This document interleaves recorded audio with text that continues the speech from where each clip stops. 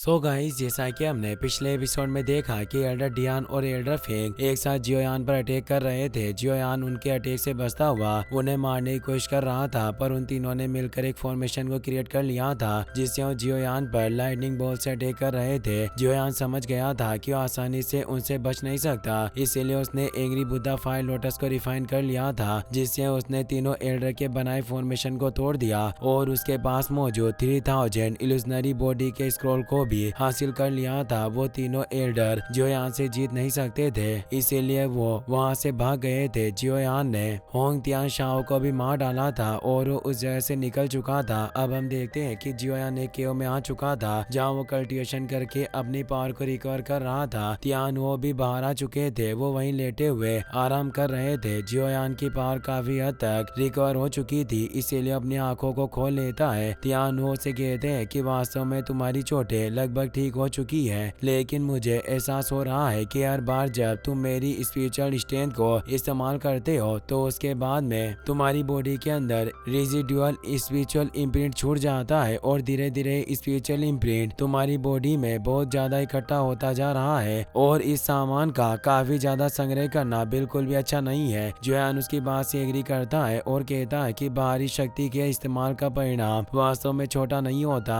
आपकी पावर की वजह से मैंने अपने दुश्मनों का सामना किया, पर अब फ्यूचर में मुझे और अधिक सतर्क रहना होगा। तियान वो कहते हैं कि स्पिरिचुअल इम्प्रिंट का मसला मामूली नहीं है। अगर मेरे पास अभी अपनी पीक पावर होती तो मेरे लिए इन छोटी छोटी परेशानियों से निपटना बहुत ज्यादा आसान होता, लेकिन अब इस स्पिरिचुअल बॉडी के साथ मेरे लिए तुम्हारी मदद करना बहुत मुश्किल है। जियोयान कहता है कि मुझे याद है कि मेरे मास्टर याओ लाओ ने जाने से पहले मेरे लिए कई सारे पिल फॉर्मूले छोड़े थे। उनमें से एक पिल स्पिरिचुअल इम्प्रिंट को खत्म करने का भी था और वो अपनी स्पेस रिंग में से उस फॉर्मूले को ढूंढकर बाहर निकाल लेता है। एल्डर तियान वो इससे हैरान हुए उसके पास आते हैं और कहते हैं कि मैंने कभी एक्सपेक्ट नहीं किया था कि इस लेवल का पिल फॉर्मूला भी तुम्हारी कलेक्शन में होगा। अब मुझे तुम्हारे मास्टर के प्रति और ज्यादा दिलचस्पी हो रही है। फ्यूचर में अगर मौका मिले तो तुम्हें उनसे मुझे मिलवाने के लिए इस बूढ़े को साथ ले जाना होगा। जो है उनकी बात मान लेता है। अब वो स्क्रॉल को खोलकर देखता है, वो फॉर्मूला सोल क्लींसिंग पिल का था जो एक टीयर 6 पिल थी जिसकी मदद से सोल को नरिश किया जा सकता था और साथ ही बॉडी की स्पिरिचुअल स्ट्रेंथ को भी प्यूरिफाई कर सकती थी। पर इस पिल का ग्रेड कम नहीं है, लेकिन मुझे इसे रिफाइन करने में सक्षम होना चाहिए और मुझे फ्यूचर में इस पिल के इंग्रेडिएंट पर नजर रखनी होगी ताकि मैं अपनी सोल को नरिश कर सकूं। और अब वो विंड लाइटनिंग नॉर्थ पवेलियन के चारों एल्डर से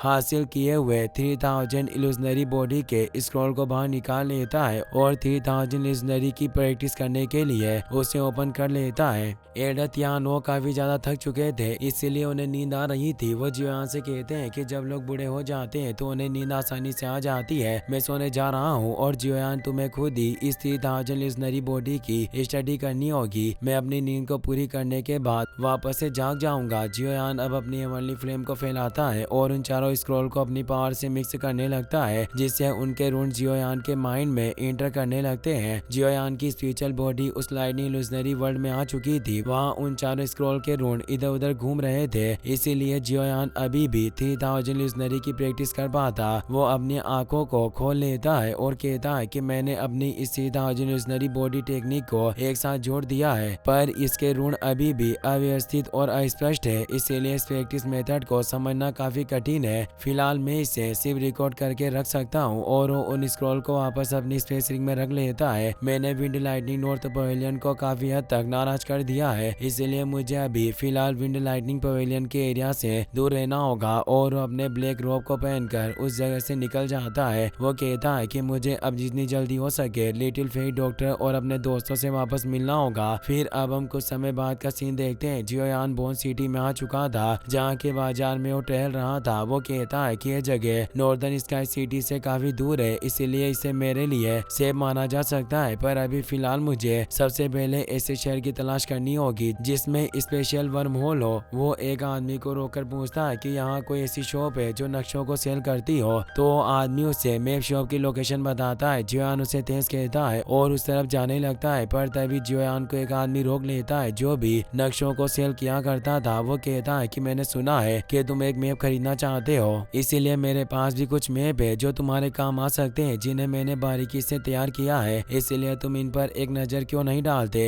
जियोयान उसके मैप के छोटे से कलेक्शन को देखकर थोड़ा परेशान होता है तो आदमी उसे कहता है कि सर आप इस छोटे से तथ्य पर ध्यान न दें कि मैं एक छोटा सा ऑपरेशन चलाता हूँ। मेरे प्रोडक्ट की क्वालिटी निश्चित रूप से आपको संतुष्ट करेगी, इसकी मैं गारंटी दे सकता हूँ। जियोयान कहता है कि अगर ऐसी बात है तो तुम मुझे नॉर्दर्न रीजन का एक नक्शा दो। तो वो सेलर उसे जल्दी से नॉर्दर्न रीजन का मैप निकाल कर देता है और कहता है कि इस पर एक नजर डालो और मुझे बताओ कि ये मैप कैसा है। जियोयान उस मैप को ले लेता है और उसे देखकर कहता है कि ये काफी अच्छा लग रहा है, इसमें सभी जगह को अच्छे से दर्शाया गया है। ये मैप कितने का है? मैप सेलर कहता है कि इसका मूल्य मात्र 30,000 सोने के सिक्के हैं। जियोयान कहता है कि वाकई क्या ये मैप इतना महंगा है? मैप सेलर थोड़ा परेशान हो जाता है। वो जियोयान को देखकर कहता है कि आप मुझे बिल्कुल भी परिचित नहीं लग रहे, लगता है आप इस बोन ट्रांसफॉर्मेशन सिटी के व्यक्ति नहीं हो। क्या ऐसा हो सकता है कि आप यहाँ तियानमू माउंटेन रेंज के हेवनली माउंटेन ब्लड पूल के लिए यहाँ आए हो? जियोयान हैरान हुआ पूछता है कि हेवनली माउंटेन ब्लड पूल क्या है? तो आदमी चौंक जाता है और कहता है कि क्या आप इसके बारे में नहीं जानते? मैं वास्तव में बहुत ज्यादा सोच रहा था। हर 3 साल में काफी सारे यंग प्रैक्टिशनर इस जगह पर आते हैं ताकि इस हेवनली माउंटेन ब्लड पूल के कंपटीशन में हिस्सा ले सके, क्योंकि जो भी इस फाइट में हिस्सा लेकर 10 पोजीशन में से एक पोजीशन को हासिल कर लेता है उसे हेवनली माउंटेन ब्लड पूल में जाने का मौका मिलता है। जियोयान उसे कहता है कि लिटिल ब्रदर क्या आप मुझे विस्तार में बता सकते हो कि हेवनली माउंटेन ब्लड पूल क्या है? तो मैप सेलर बताता है कि हेवनली माउंटेन ब्लड पूल पुरानी कथाओं के अनुसार किसी भी इंसान की मेरों को साफ कर सकता है और हड्डियों को जोड़ सकता है और किसी के भी कल्टिवेशन पाथ को भी आगे बढ़ाने में मदद करता है। साथ ही अगर कोई फाइट एम्परर लेवल में हो तो ये पुल उसे फाइट एम्परर से फाइट एंसेस्टर में प्रमोट होने में भी मदद कर सकता है। इसीलिए वो हेवनली माउंटेन ब्लड पूल बहुत ही ज्यादा मैजिकल है। जियोयान सोचता है कि अगर आदमी जो कह रहा है वो सच है तो मेरा उस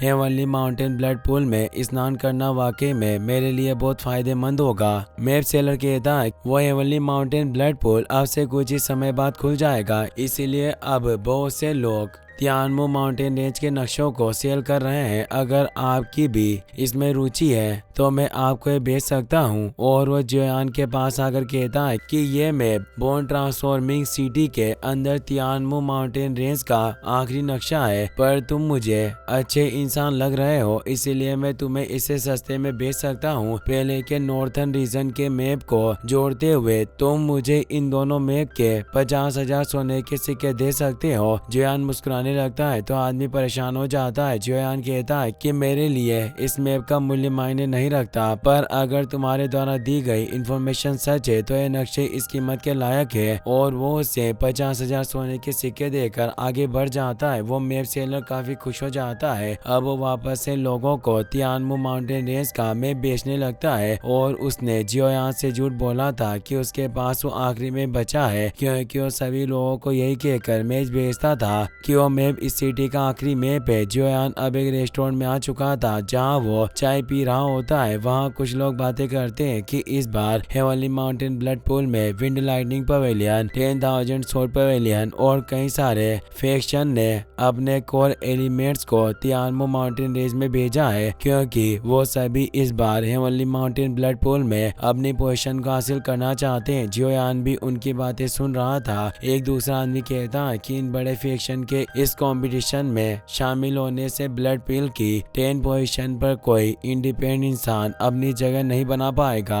जियोयान सोचता है कि heavenly mountain blood pool lightning pavilion level के फैक्शन के लिए भी अट्रैक्शन बना हुआ है, इसीलिए मेरे लिए उस जगह पर जाना परेशानी भरा होगा। लोग कहते हैं कि हमने सुना है कि इस बार विंड लाइटनिंग पवेलियन की मिस फेंग भी विंड लाइटनिंग पवेलियन के अगले पवेलियन लीडर के रूप में पहले ही चुनी जा चुकी है, तो और वो इस बार ब्लड पूल की इस लड़ाई में भी पार्टिसिपेट करेगी। साथ ही 10,000 सोर्ड पवेलियन की टेंगिंग भी इसमें हिस्सा लेगी, जिसके पास प्रोफाउंड सोर्ड मेशअप है और उसकी ताकत बिल्कुल भी कमजोर नहीं है। अगर उन दोनों की आपस में लड़ाई हुई तो मुझे यकीन नहीं है कि उन दोनों में से कौन जीतेगा। तभी एक दूसरा आदमी कहता है कि भले ये दोनों पावरफुल हो, पर अगर उनकी तुलना उस जियोयान नाम के लड़के से की जाए तो दोनों काफी कमजोर है, क्योंकि उस लड़के ने अकेले ही विंड लाइटनिंग लाइटनिंग पवेलियन के 3 ग्रेट फाइट एंसेस्टर लेवल के एल्डर से मुकाबला किया और ने हरा दिया। साथ ही उसने होंग फैमिली के एंसेस्टर को भी मार डाला, इसीलिए उसकी ताकत वास्तव में भयानक है। अब वहाँ विंड लाइटनिंग नॉर्थ पवेलियन का लीडर फेई तियान भी आ जाता है, जो जियोयान की टेबल के पास आता है और उसे कहता है कि क्या मैं तुम्हारी टेबल की इस सीट को ले सकता हूँ। वो वहाँ बैठ जाता है। जियोयान को काफी अजीब लगता है। एल्डर तियान से कहते हैं कि जियोयान तुम्हें केयरफुल रहना होगा, इस आदमी की ताकत काफी ज्यादा डरावनी है क्योंकि वो 8 स्टार फाइट एंसेस्टर था। जियोयान वहाँ से उड़ जाता है और कहता है कि सर अगर आपको यहाँ बैठना हो तो आप बैठ सकते हो, मैं यहाँ से निकलने वाला था और वहाँ से जाने लगता है। फेई तियान कहता है कि तुमने विंड लाइटनिंग नॉर्थ पवेलियन के तीनों एल्डर के द्वारा बनाई हुई 9 हेवनली लाइटनिंग प्रिजन फॉर्मेशन को तोड़ दिया। तुम मुझ सीक्रेट टेक्निक से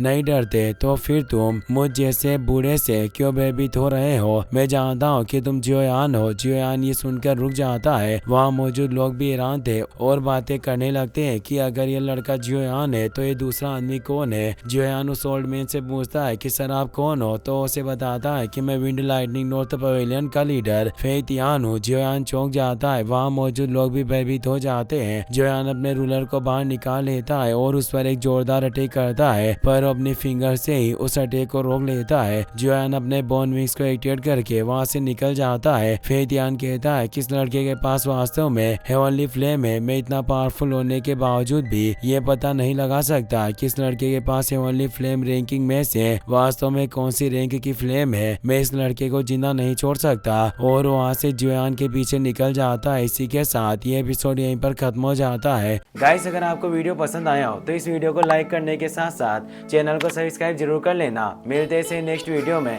थैंक्स फॉर वॉचिंग।